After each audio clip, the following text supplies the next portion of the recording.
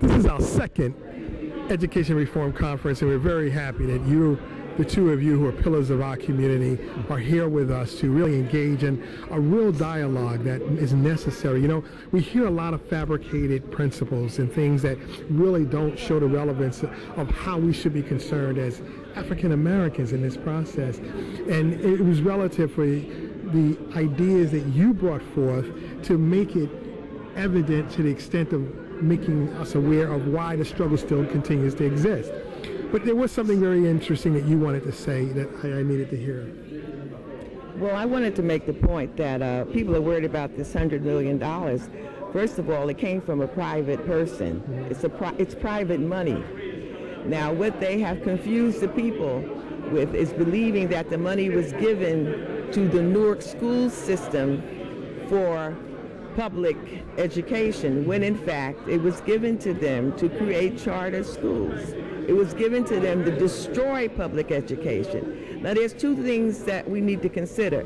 Just as the woman that just spoke about the union movement, this is also an attempt to destroy labor, to destroy the unions, because unions have programs that educate teachers that also give teachers rights, just like all unions. Right. Labor is very important for the corporate class to destroy, because they are the instrument in which we use to fight the management and corporate class. So under the guise of educating our children, they're absolutely going to disenfranchise their parents. Because by destroying teachers, many of the teachers have children that are in schools, that are in public schools. Just like the sanitation workers right now as we speak, they're trying to privatize that. They have children that go to public schools.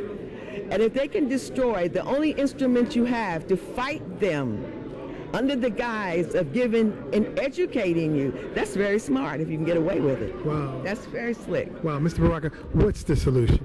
Excuse me. Well, I think my son Raz said it's people have to have power to impose real democracy on the society. The 19th century, the little bit of democracy during Reconstruction, the slaves brought that. The freed slaves brought that democracy, and it's going to be this way. We have to fight for democracy. That's what it is. You can't have your schools being controlled by some overweight dude in Trenton. You know, that's bizarre.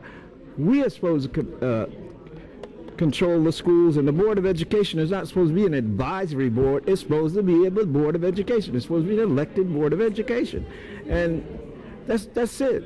And it's not complex. We have to have the power to shape the schools the way we want them. You see, and that's the problem. That's the way we have to really work on it. Yes, ma'am. So at this, when we talk about community power, why on these panels there's not someone there who represents activist parents? You know, some of the PTAs and some of the people don't belong to PTAs, but they're activist parents. Right. They should be there. The unions should be there.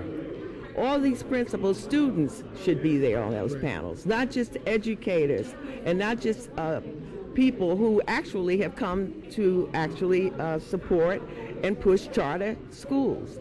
The public sector is excluded in the numbers in comparison to the small numbers of charters, comparison to the public sector. Well, it should be, speaking of democracy, it should be that way. There's another contradiction that is going on that I really personally don't like. It's the lack of concern about educating women. When you give birth to a child, you're the first teacher that they have.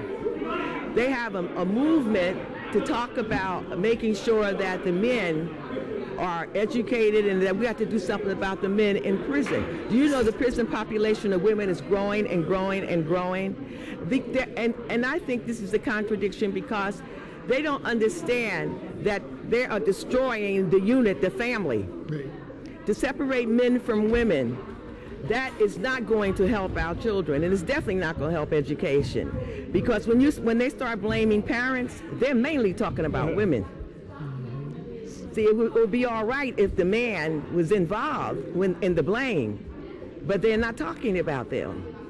They're talking mostly about women because women are mostly in charge of education, and particularly in the community sector and activism and so forth. So I would suggest that they would actually unite the family and try to put the blame on where it belongs, the system, on capitalism, because that's the problem. Thank you very much.